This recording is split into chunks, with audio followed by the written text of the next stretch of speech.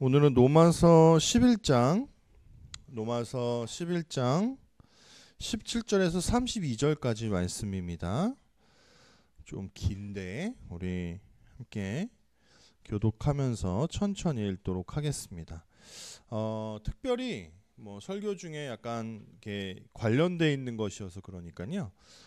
좀 이 바울이 말하는 어조, 이렇게 그런 어조, 느낌 이런 것들을 한번 생각하시면서 함께 읽으셨으면 좋겠습니다.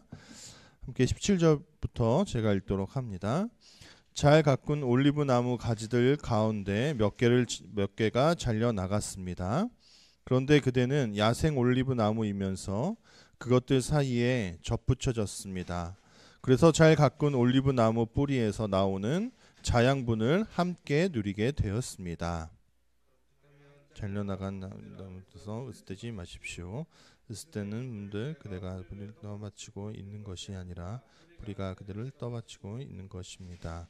그러면 그대는 말하겠지요. 가지들이 잘려나간 것은 바로 내가 접붙여지게 하려는 겁니다 하고요. 입니다.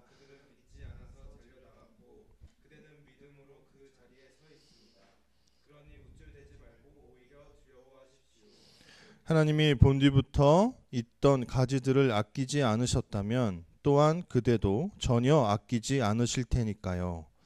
그러므로 하나님의 다정하심과 엄격하심을 생각하십시오. 넘어진 사람들한테는 엄격하심을 보여주셨지만 그대한테는 하나님의 다정하심이 나타났습니다. 그대가 그 다정하심을 계속 머문다면 말입니다. 그렇지 않으면 그대 또한 잘려나갈 것입니다. 그러나 저 사람들도 불신앙에 계속 머물러 있지 않는다면 접붙여질 것입니다. 능히 하나님은 그들을 다시 접붙일 수 있기 때문입니다. 그대는 본디부터 붙어있던 야생 올리브 나무에서 잘려 나와 본디에 속하지 않았던 잘 가꾼 올리브 나무에 접붙여졌습니다. 그렇다면 본디부터 붙어 있었던 이 가지들이 자기네 올리브 나무에 접붙여지는 것이야 더 쉬운 일이겠습니까? 형제자매 여러분, 나는 여러분이 이 비밀을 모르기를 바라지 않습니다. 그래서 여러분이 슬기로운 사람이라고 착각하지 않기를 바랍니다. 곧 이스라엘의 일부 사람들의 마음이 닫혀 있는 것은 다른 민족 사람들이 들어와서 그 수가 다 찰 때까지입니다. 그리고 이렇게 하여 이스라엘이 모두 구원을 받게 될 것입니다. 성경에 이렇게 적혀 있는 대로입니다. 건전에는 이가 시온으로부터 와서 불경건한 이들을 야곱에게 돌려놓은 것이다. 이것은 그들과 맺은 나의 언약이다. 내가 그들의 죄를 말끔히 치워줄 때에 복음으로 치면 이스라엘 사람들은 여러분 때문에 원수가 되었지만 선택으로 치면 조상들 덕분에 사랑을 받는 사람들입니다. 하나님의 은혜의 선물과 부르심은 취소될 수 없는 것이니까요. 여러분은 한때는 그분께 순종하지 않았습니다. 그러나 지금은 이스라엘 사람들의 불순종 때문에 여러분이 하나님의 자비하심을 잊게 되었습니다. 마찬가지로 여러분이 자비를 입은 탓에 이들도 지금은 순종하지 않고 있습니다. 이들 자신도 이제 하나님의 자비를 입도록 하시려는 것입니다. 하나님이 모든 사람들을 다 같이 불순종에 가두셨기 때문입니다. 모든 사람들에게 자비를 베푸시려고 말입니다. 아멘. 네.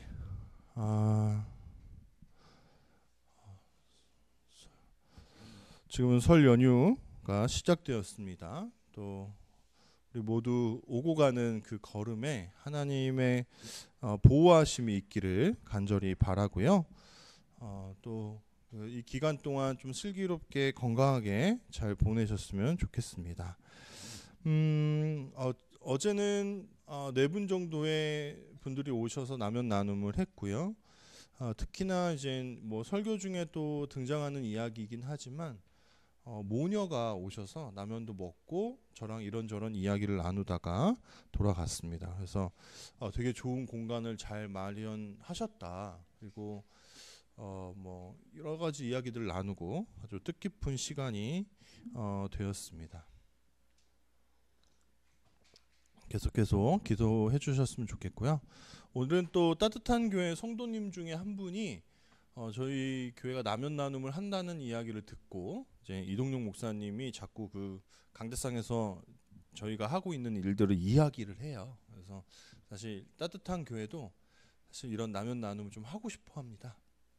그래서 좀 도전을 받고 있고, 그래서 이런 라면 나눔으로 이렇게 좀 그 지역에 있는 사람들을 이제 전도하고 싶은 마음이 있습니다. 저는 입지 조건이 좋은 것 같아요. 1층이고요. 따뜻한 교회는. 그리고 마음만 먹으면 전 충분히 잘 할 수 있다고 생각해요. 그래서 아무래도 이제 동의를 얻는 뭐 그런 시간들이 좀 필요한 것 같아요. 그래서 그런 이야기를 많이 나눠줬거든요. 이동영 목사님께서. 그랬더니 어떤 분이 감동을 하셔서 오늘 진라면 4봉지를 20개죠. 네 봉지를 사가지고 저에게 전달해 주시더라고요. 근데 놀라운 것은 딱 어제 진라면 매운맛이 딱 하나 남은 거예요. 이제 구매해야겠다 이랬는데 진라면이 들어왔습니다. 이런 아주 사소한 것까지도 하나님이 만지시나 이런 생각을 하게 됩니다. 좀 그런 어떤 만남들이 있고 또 소문이 나고 서로에게 알려지다 보니까 좀 이렇게 기쁘게 저희들의 이야기를 할 수 있고요. 그리고 또 따뜻한 라면을 나눌 수 있는 시간들이 있어서 너무 감사합니다. 그리고 저 뒤에 있는 여러 가지 그런 가전제품들, 물건들, 그리고 여러분들이 함께 해주고 계신 헌금으로 이렇게 하나하나 채워가고 있다는 것에 또 감사드리고, 또 여러분에게 또 삶에서 여러분의 은혜가 있기를 또한 축원합니다. 오늘은 삶이 완성하는 신학이라는 제목으로 함께 말씀을 나눠보도록 하겠습니다. 일단은 제가 신학이라는 단어를 제목에 쓰고 싶지는 않았어요. 근데 제가 그 인쇄를 하기 직전에 이 말이 꼭 들어가야겠다라는 생각이 들어서 바꿨습니다. 왜냐면 우리가 살아가는 모든 것은 사실 신학과 관련이 되어 있습니다. 만약에 하나님과 전혀 상관이 없는 어떤 그 우상 숭배를 하는 사람들에게도 그들의 신학은 그거예요. 그러니까 신학이라는 것은 뭐 쉽게 얘기하면 하나님을 아는 지식이지 않습니까? 그러니까 더 폭넓게 얘기하면 신을 연구하고 형이사학적인 것들을 고민하는 것에 대한 것이 우리가 신학이고 뭐 철학이다 이렇게 이야기할 수 있습니다. 그럴 때 우리 기독교인들 모두에게도 사실 곳곳에 신학이 숨어 있습니다. 아주 사소한 것이지만 사실 신학에 기반한 것이기 때문에 우리가 이 신학이라는 말 자체를 뭐 꺼려하거나 뭐 불편하거나 그건 목사님들이나 하는 이야기 아니야 라고 치부해서는 안 된다라는 거죠. 신학생 시절에 한 교수님이 말씀해 주신 것이 있어요. 제가 순서지에 실었는데 그분이 이렇게 이야기하셨습니다. 신학이라는 것은요, 책상에서 완성되는 것이 아니라고. 신학은 현장에서 완성되는 것이라고 하셨어요. 근데 이 말이 저의 인생에, 저의 사역자 인생에 굉장히 깊이 남아있는 말이 되었습니다. 정말 머리 좋은 사람들이 있습니다. 신학교회를 와도 뭔가 그런 본질이, 어떤 특성이 다른 사람들이 있어요. 같이 책을 읽어도 책을 읽는 속도가 벌써 다르고요. 그리고 그 어려운 어떤 신학적인 철학적인 내용들을 받아들이고 수용하는 사람들이 그 수용하는 정도와 속도가 완전 다른 사람들이 있습니다. 그러니까 넘사벽인 거죠. 약간 그런 분들은 막 두꺼운 책도 막 꽂아놓고 그런 걸 완독했다고 막 이야기하고 자랑합니다. 저는 사기만 했어요. 완독을 하고 싶어서. 그래서 그런 차이점들이 있습니다. 그리고 막 늘 어떤 약간 현자처럼 돌아다니면서 막 어떤 신학에 대한 것들을 고민하는 친구들이 있었어요. 근데 그 친구들이 꼭 사역을 잘하냐? 뭐 그런 건 아니라는 이야기도 저는 많이 들었습니다. 왜냐면 그 신학은 책상 안에서 끝나는 것이 아니기 때문입니다. 아무리 어떤 교리, 예를 들면 삼위일체 교리에 대해서 많은 책들을 읽어내고 또 묵상하고 또 그것을 말로 설명할 수 있게 되고 좋은 학점을 받고 좋은 논문을 쓰고 한다고 할지라도 우리가 사역의 현장에서 아니면 삶의 현장에서 만나는 사람들에게 그것을 어떻게 설명하고 어떻게 이해시키고 또 어떻게 그들이 그것을 믿게 하느냐는 너무나 다른 이야기이기 때문에 그렇습니다. 그래서 우리는 신학을 삶의 현장에서, 사역의 현장에서, 신앙의 현장에서 녹여낼 수 있어야 된다는 것이죠. 예를 들면 삼위일체 교리 하나만 봐도 너무 복잡합니다. 여러분, 어린아이들에게 삼위일체 교리를 어떻게 설명하겠습니까? 세 분이면 세 분이지 어떻게 그 세 분이 한 하나님이냐라고 이야기할 수 있습니까? 그러다 보니까 여러 가지 고민들을 합니다. 이 아이들에게 어떻게 이해를 시킬까 하면서 아둥바둥하는 것이 그런 교리의 내용들입니다. 그래서 그런 내용들을 그들이 믿게 할 때까지, 이해하게 할 때까지, 그들의 신앙의 체계로 받아들이게 하기까지는 굉장히 오랜 시간이 걸린다는 거죠. 저는 현장에 나와서 신학 체계가 굉장히 많이 무너져 있는 현장도 많이 봤습니다. 신앙인이라고 하면서 이생전생 같은 걸 이야기를 합니다. 그런 권사님들이 계세요. 그리고 오늘 일진이 나빴네, 뭐 재수가 없네, 운이 안 좋네 같은 말은 사실 저는 하나님의 섭리를 인정하지 않는 발언들이라고 생각하는데, 그런 발언들이 하나님을 믿는 사람들 입에서도 서슴없이 나오는 걸 보고 저는 약간 경악을 금치 못할 때가 있습니다. 어찌 보면 신학교에서는 몇 페이지, 몇 줄, 뭐 이렇게 이런 아주 소수로 정리되는 그런 신학적인 내용도 사실은 그 현장에서 정말 아주 오랜 시간과 연구와 고민과 또는 기도와 인내와 어떤 갈등들을 거쳐가면서 완성되어져 간다는 것을 저는 깨닫게 됐다는 겁니다. 신학이 무너져 있는 상태도요, 신학이에요. 제가 하는 말입니다. 하나님을 아는 지식의 정도가 어느 정도인지를 판가름하는 기준은 저는 신학이 어느 정도 어떻게 어떤 모습으로 세워져 있는가에 따라서 다르다라고 생각합니다. 예수는 그리스도이시고 살아계신 하나님의 아들이십니다. 여러분, 이 문장이 무엇인지 아십니까? 이거 혹시 물고기 스티커 아세요? 익투스? 그 익투스라는 말이 이거의 약자를 모아놓은 단어입니다. 초대교회에 카타콤에서 몰래 숨어서 예배하던 당시에 서로가 크리스찬인지를 확인하기 위한 수단으로 땅에 물고기를 이렇게 그렸습니다. 그것은 뭐의 약자냐? 예수는 그리스도이시고 살아계신 하나님의 아들입니다라는 용어의 약자였습니다. 사실 이거는 말로 하면 한 문장에 지나지 않는데 이 말조차도 우리가 정말 마음 깊이 믿고 구원을 받으려면 쉽게 일어날 수 있는 일이 아니라는 것을 우리는 알아야 됩니다. 그래서 우리는 기억했으면 좋겠어요. 삶의 현장에서 신학이 완성된다는 것은, 신학은 책상에서 우리가 함께 모여서 논쟁하는 그 자리에서 완성되는 것이 아니라 우리의 삶의 현장에서 완성된다는 것을 깨달았으면 좋겠습니다. 제가 9장에서 11장을 계속 설교하면서 이번 주에 와서는 진짜 고민이 됐습니다.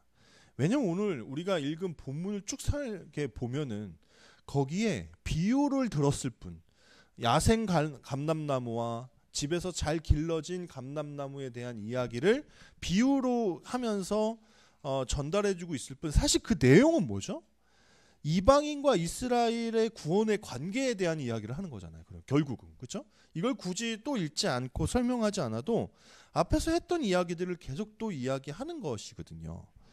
근데 저는 어조에, 아까 제가 이야기했는데 어조에 좀 집중하기 시작했습니다.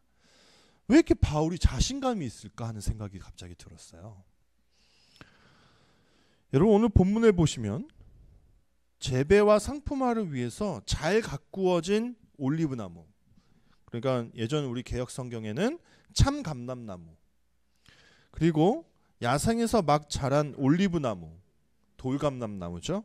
그 두 감람나무의 관계로 이스라엘과 이방인의 관계를 설명을 합니다. 잘 가꾸어진 올리브나무는 누구인 것 같습니까? 이스라엘이죠. 그리고 야생에서 길러진 올리브나무는 뭐예요?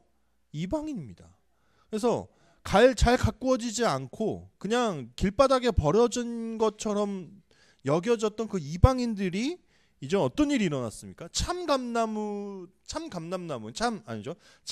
올리브 나무들에게 접붙여져 가지고요. 그들이 거기서 나오는 뿌리의 자양분을 받기 시작했습니다. 이게 바로 이스라엘이 이제 약간 믿음에서 조금 주춤하는 일들이 일어나고, 그리고 이방인들이 구원에 들어오게 되는 일을 설명하는 비유적인 표현입니다. 아마 바울은요, 마지막으로 이 이야기를 한 번 더 비유적인 그림 언어, 비유는요 그림 언어거든요. 그러니까 너무 우리가 막 이런 신학적인 용어나 이런 말로 계속 하다 보면 지루하니까, 아마 제가 봤을 땐 나무에 나무를 접붙이는 그 이미지를 가지고 와가지고 재차 설명하는 것이라고 저는 볼 수 있다고 해요. 왜 이렇게 또 재차 설명하냐? 완전히 각인시키려고 하는 겁니다. 분명히 알게 하려고요. 근데 여러분 9장에서 11장까지는요 로마서에서 가장 난해한 구절 중에 하나입니다. 왜냐면 그 바울이 열심히 주장하고 있는 결국은 이스라엘도 다시 돌아올 거야 라는 이 말은 아직 일어나지 않고 아직 완성되지 않은 것이기 때문에 이것이 신학적인 논쟁이 굉장히 많은 구절이기도 합니다. 근데 저는 이 말이 바울이 책상에서 앉아서 쓴 말이 아니라는 생각이 듭니다. 치열한 사역의 현장에서 치열하게 사람들을 만나고 치열하게 복음을 전파하는 그런 삶의 현장에서 하는 말이기 때문에 아마 그는 이렇게 자신감 있게 얘기하는 것이 아닌가 하는 생각을 하게 됩니다. 원래 바울은 처음에 어땠습니까? 이스라엘만 하나님이 키우시고 자양분을 제공하는 그런 잘 길러진 나무인 줄로 생각했습니다. 바울이 그런 사람 중에 하나였어요. 그런데 어떤 일이 일어납니까? 그래서 그는 그리스도를 인정하지 않았죠. 그래서 그 예수 그리스도를 믿는 사람들을 잡아 죽이려고 기세가 등등했던 사람입니다. 그런데 어떻게 변합니까? 그가 예수 그리스도를 믿게 되고 예수 그리스도로 인해서 구원받게 되자 그가 꺾여서 예수님을 믿는 사람, 그리고 예수님을 이방인들에게 전하는 하나님의 그릇이 되었습니다. 그래서 그는요 전도 여행을 떠나요. 1차 전도 여행을 떠나는데 바나바와 함께 그 1차 전도 여행의 주요 그 목적지들이 어디였냐면 다 소아시아 땅, 지금의 터키 땅이었습니다. 여기에는요 전부 도시마다 유대인들의 회당이 있습니다. 그리고 이 지역에 모두 디아스포라 유대인들이 흩어져서 살고 있었습니다. 그래서 바울은 자신에게 익숙한 동포들에게 복음을 전파했었습니다. 그런데 이상한 일이 일어나는 거예요. 하나님을 알던 사람들이니까 좀 더 편하고 싶잖아요. 율법을 알고 하나님을 알고 구약의 역사를 알지 않습니까? 편한데 안 편한 거예요. 왜? 오히려 더 기세가 등등해서 바울의 그 전하는 복음을 막 반대하는 것을 경험하게 됩니다. 여러분 바울은요 나름 유대교에서 되게 잘 나가는 사람이었어요. 그런 바리새파 사람이었습니다. 왜냐하면 가말리엘 문화에서 율법을 공부했고 또 유대교 사회에서 꽤나 열심히 있는 사람으로 알려진 사람입니다. 근데 그가 갑자기 어느 날 자기 도시에 자기가 사는 성읍에 나타나서 예수 그리스도, 그러니까 몇 년 전, 수십 년 전에 자기가 하나님의 아들이다라고 설교하고 다녔다가 십자가에 못 박힌 예수 그리스도를 전하는 사람이 돼서 나타난 거예요. 그러니까 지금 디아스포라 유대인들 입장에서 어떻습니까? 눈앞에 나타난 바울이 전도자 아니면 환영할 사람으로 보이겠습니까? 그렇지 않은 거예요. 저 인간이 어디 우리 동네 와가지고 신성모독적인 일을 하는가 하면서 굉장히 큰 반대를 경험하게 됩니다.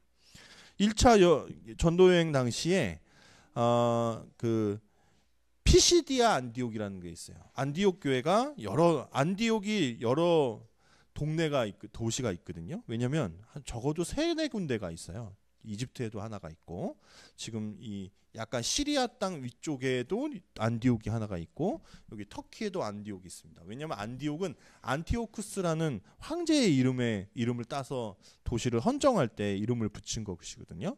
네, 13장에 보니까 피시디안 안디옥에서 형제자매들에게 복음을 전하려는데 엄청나게 큰 소요가 일어납니다.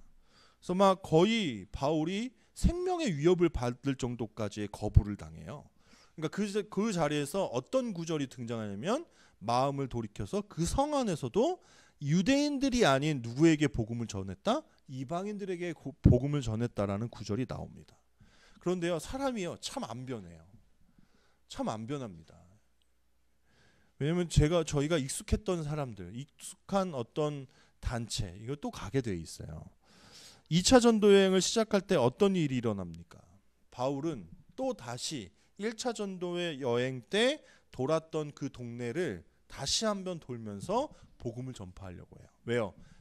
그들이 거기 그 성에는 다 회당이 있고 디아스포라 유대인들이 살고 있었기 때문입니다. 그래서 그렇게 가려고 막아요. 근데 보세요. 이 구절이 어디에 기록되어 있냐면 사도행전 16장 6절에서 10절까지 해서 기록되어 있거든요. 우리 함께 순서지를 보시면서 읽어봅시다. 자, 시작. 그들이 프리기아와 갈라티아 지역을 두루 다녔다. 속주 아시아에서 말씀을 전하는 것을 성령님이 막아서였다. 속주 아시아, 그러니까 소아시아입니다. 지금의 터키. 성령이 복음 전파하는 것을 막았대요. 성령님이 복음 전파하는 것을 막으실 수도 있습니다. 7절 함께. 그들은 미시아 지역까지 다다랐을 때 비티니아 지역으로 가려고 했다. 그러나 예수님의 영이 허락하지 않으셨다. 이거는 다른 표현입니다. 삼위일체 하나님께서 바울의 사역에 관여하고 계시다라는 것에 또 다른 표현이에요. 물론 다른 인격으로서 막으신 것일 수도 있지만 어쨌든 또 다시 한번 하나님의 명령에 어떤 거부가 일어났습니다. 자, 8절. 그러자 그들이 미시아를 지나쳐 가서 트로아스로 내려갔다. 그런데 밤에 환상이 바울에게 보였다. 어떤 마게도니아 사람이 서서 바울에게 간청했다. 마게도니아로 건너와서 우리를 도와주세요. 바울이 그 환상을 보았을 때 곧바로 우리는 떠나가기를 힘썼다. 하나님이 우리를 부르셔서 그들에게 좋은 소식을 전하게 하시는 것으로 결론 내렸기 때문이다. 어떤 일이 일어나면 계속 1차 전도 여행과 같이 복음을 전파하려고 하는데 계속 반대에 부딪힙니다. 그래서 자꾸 바울은 꿍꿍이를 쏜 거예요. 편한 지역으로, 익숙한 지역으로 가고 싶은 거예요. 저도 사실 저도 그런 속내가 있습니다. 제가 모르는 사람, 그러니까 복음을 전혀 모르는 사람에게 다가가는 걸 아직도 사실 좀 두려워하는 것 같아요. 개척교회를 시작했는데. 그래서 개척교회를 할 때 저도 그런 걸 꿈꿨습니다. 믿는 사람들이 좀 많이 와줬으면 좋겠다. 그래서 그런 동력자들이 있어서 함께 이 일을 좀 더 수월하게 하면 좋겠다, 이런 생각을 굉장히 많이 했습니다. 지금도 안 하는 건 아닙니다. 필요합니다. 근데 자꾸 거기서만 머무는 거예요.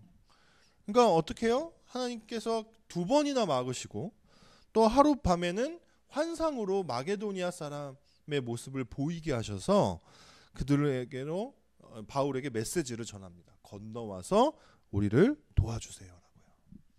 그러자 결론이 무엇이었습니까? 이것을 하나님께서 그들에게 좋은 소식을 전하게 하시려는 것으로 결론을 내렸다. 여러분, 바울은 이방인의 사도로 부름을 받은 사람입니다. 그런데 여전히 자기에게 편한 동포들에게 복음을 전파하고 싶었던 거예요. 그런데 바울이 하나님께 바울이 우리에게 기억되고 또 이렇게 우리에게 그 어떤 신앙의 모범, 믿음의 모범이 되는 것은 결국에 가서는 하나님께서 원하시는 결론은 그 바다를 건너서 마게도냐로 가는 것이 하나님의 뜻이다라는 것을 알았다는 겁니다. 그러니까 여러분, 이거 보세요. 이 역사를 알고 이런 바울의 삶을 아니까 9장에서 10장까지의 내용이 좀 달리 보이지 않습니까? 바울은 이방인에게 동포들에게 복음을 열심히 전해봤습니다. 그리고 되도록이면 우리 동포들이 먼저 예수 그리스도를 믿고 돌아왔으면 좋겠다 하는 생각을 많이 하면서 사역을 했던 사람입니다. 그런데 자꾸 그들에게 안에서 거부 반응이 일어나요. 더 완강하게 예수 그리스도를 거절하고 또 완강하게 그 복음을 거부하는 반응들이 너무나 많이 일어나는 겁니다. 그래서 어떤 결론에 이르는 거예요. 우리 동포가 잠깐 그 하나님의 어떤 구원 계획에서 주춤했구나. 그래서 그 발걸음이 어디로 옮겨지냐? 이방인들에게로 향하게 된 거예요. 물론 이방인들에게 가면 쉽겠습니까? 거기에 가면 회당이 일단 없습니다. 그리고 현저하게 디아스포라 유대인들이 없어지는 상황들입니다. 찾기가 어려워져요. 그런 지역에, 그리고 완전히 종교 색깔도 너무나 다른 그 지역에 가서 복음을 전파하는 것이라고 쉬웠겠습니까? 그러나 복음이 전해질 때 그 어려울 것 같았던 이방인들이 막 돌아오는 겁니다.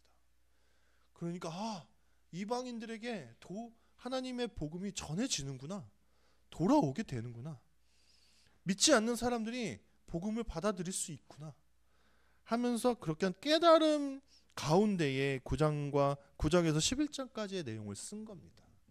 그러니까 이 내용이 이렇게 자신감이 있는 것 같아요. 저는 오해했어요. 여태까지 9장에서 11장까지를 읽으면서 계속 오해했어요. 마치 바울이 하나님의 마음을 완전히 아는 것 마냥, 아니 어떻게 잘못 이해하면 자기가 완전 하나님인 양 얘기하잖아요. 아니 이방인들에게 이렇게 옮겨졌고, 왜 그 유대인들은 주춤했고, 그리고 또 유대인들이 결국은 돌아올 거야 라는 내용이 마치 하나님께서 우리에게 직접적으로 알려주는 내용과 같다라는 거예요. 어떻게 이렇게 자신 있게 얘기할 수 있었을까 생각했는데 저는 깨달았습니다. 바울은 그 이야기를 그냥 책상머리에서 한 것이 아니라 삶에서 경험을 통해서 조금씩 깨달았던 내용이었던 거예요. 여러분, 얼마나 많이 좌절했겠습니까? 그리고 또 얼마나 많이 감동했겠습니까? 그런 좌절과 감동을 반복하면서 하나님의 뜻을 조금씩 알아간 거예요.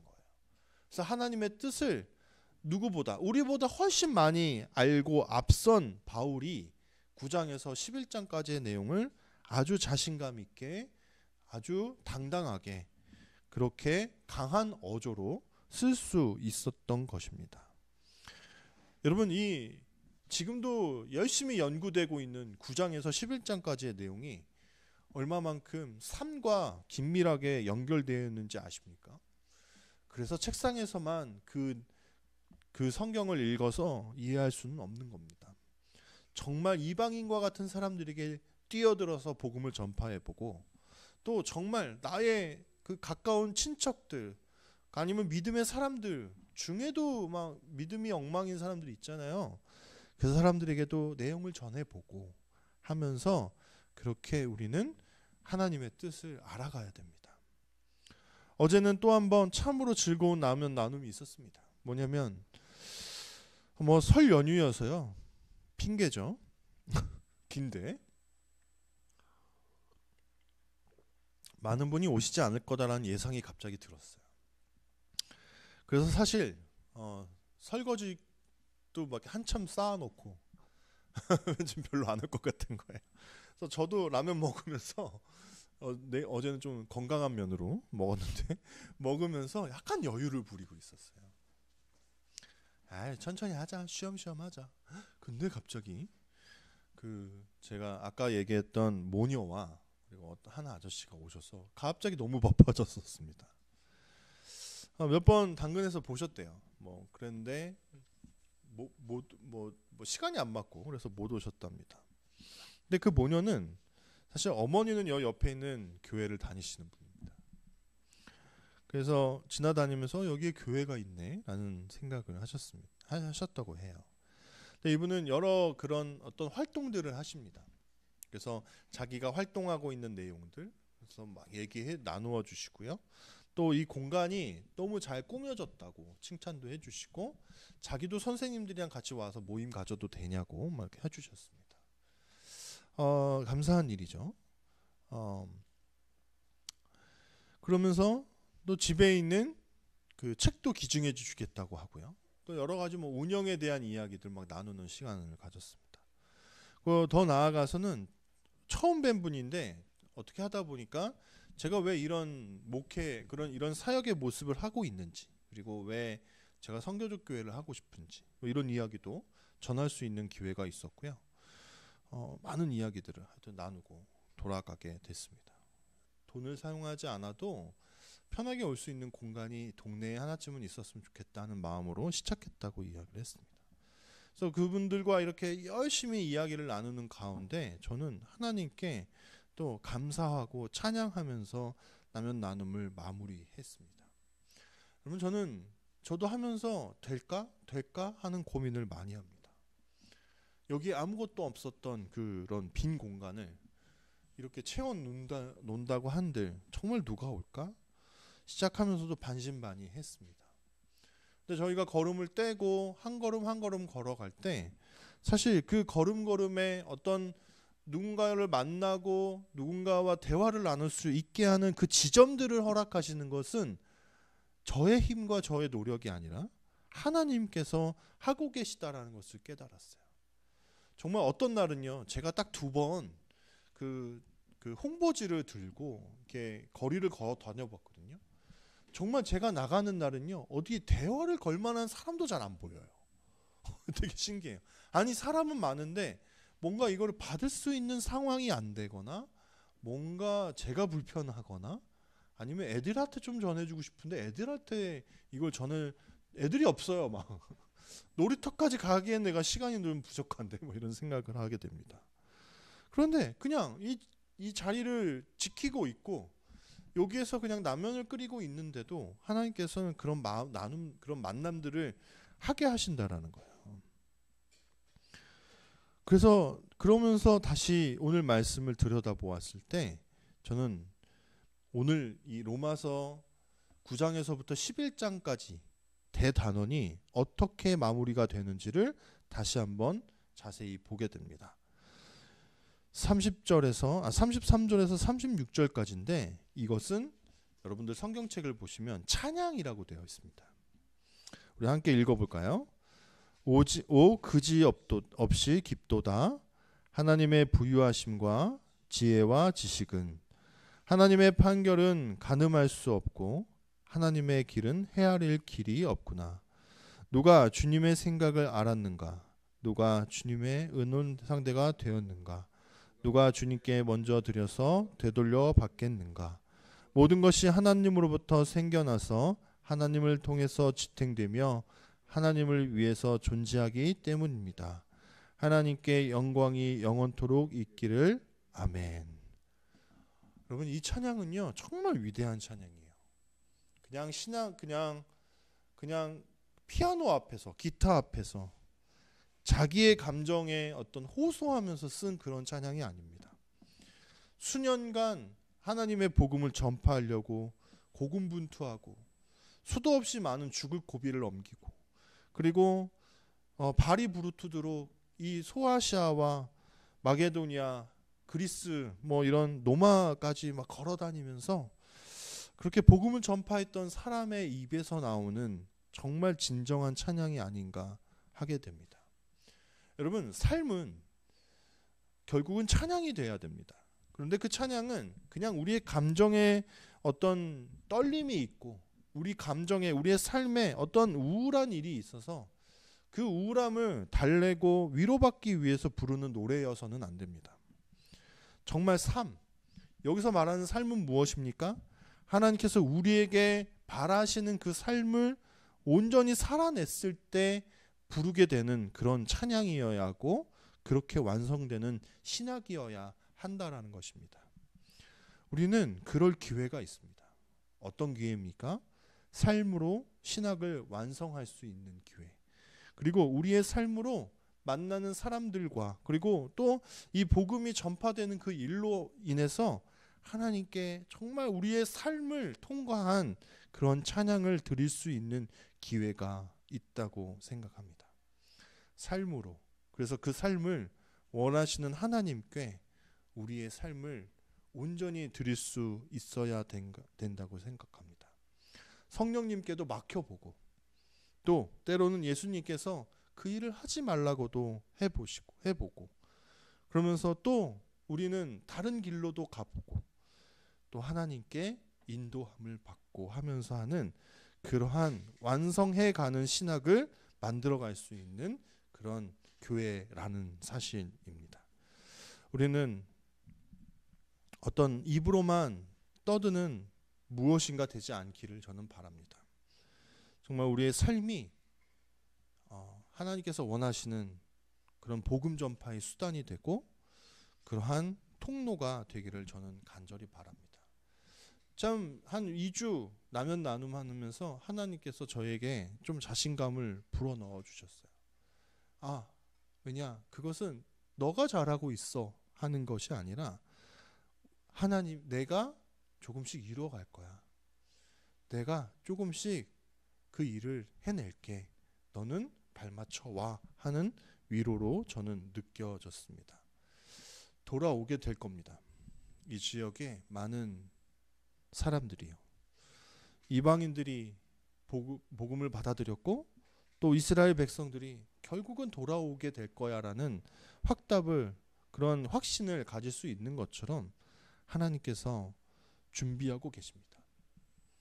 우리의 사역을 통해서, 우리가 작은 것을 나누는 것을 통해서 그 누군가를 돌아오게 하실 준비를 하고 계시다라는 그런 확신이 저는 들기 시작했습니다. 거기에 발맞춰서 함께 가봅시다. 이 공간을 더욱더 많이 사람들에게 사용할 수 있도록 알렸으면 좋겠습니다. 그리고 이 안에서 정말 하나님을 만나게 되는, 하나님께 접붙여질 사람들이 점점 더 많아지게 되는 그러한 역사를 우리가 만들어가기를 간절히 소원합니다. 우리 이 시간 함께 기도했으면 좋겠습니다.